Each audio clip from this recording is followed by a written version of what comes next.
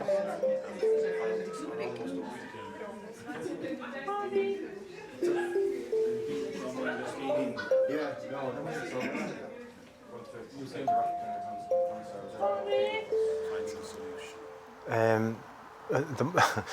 one of the most important things we reassure people when we arrive is that we're not the experts.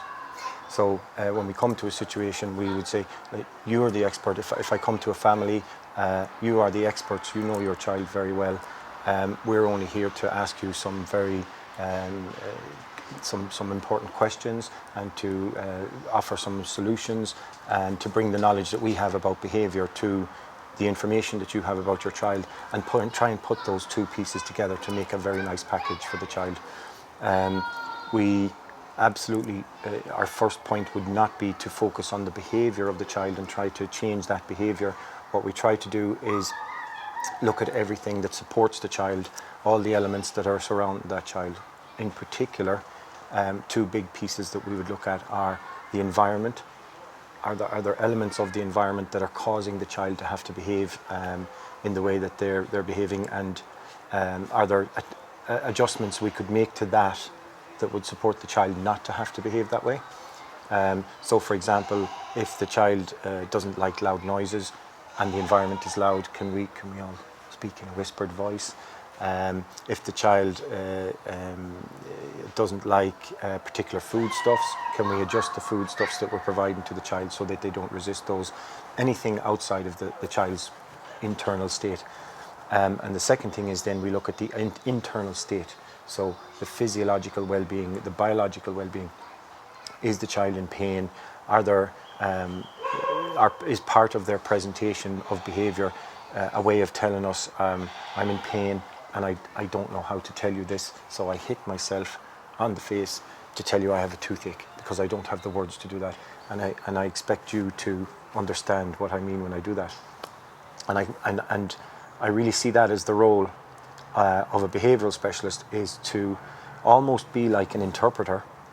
So somebody who takes the behaviour that the child does, translates that into language that is understandable by the people that care for the child, and then we try and put together a package that supports the child. So does it mean that the family usually doesn't see what causes the behaviour because they are too close? Possibly, yeah. Sometimes. Too emotional, maybe. Yeah, absolutely. Sometimes, and that's in a family situation, or even in a school situation, or in a care situation, a residential care situation. That oftentimes the people that are closest to the situation can't see that. And we have an expression in Ireland to say, you cannot see the wood for the trees sometimes, that we're so close to the situation, we're so involved. And really what we're trying to do, particularly from family situations, we're trying to stay afloat. We're just trying to get through the next 5 minutes, the next 5 minutes, the next 5 minutes.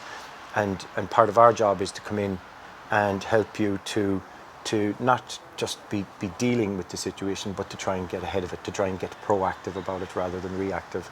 And it can be very frustrating for a family when we come in and say, and offer very simple solutions to what seem like very complex problems, and the family can almost be embarrassed or upset that they didn't see this and feel guilty that they should have seen it. But it's exactly that dynamic that sometimes you just cannot see it because you're so involved in it. When we come with those simple solutions, that's when you feel best about your job, because we don't want to bring really complex and complicated behavioural strategies and technology and all of that to it if we don't have to. If it's a simple answer, we like to find a simple answer.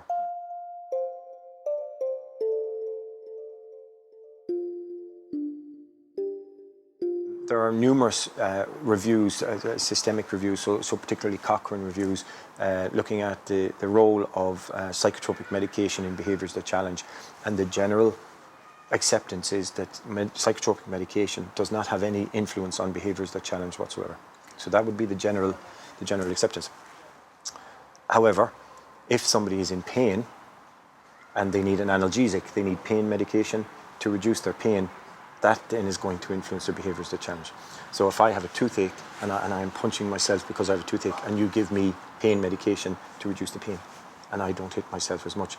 So we might use medication that way, not psychotropic, but So we might do something like a pain trial, where if we are struggling to figure out why you're punching your face, we with cooperation with the medical services, general practitioner, and we might say, well, we are going to give you analgesic pain medication 3 times a day for 1 week, and we're going to watch and see how much you engage in this behaviour, and then we're not going to give it to you for a week and see does that increase, and then we will give it to you again and see does it decrease.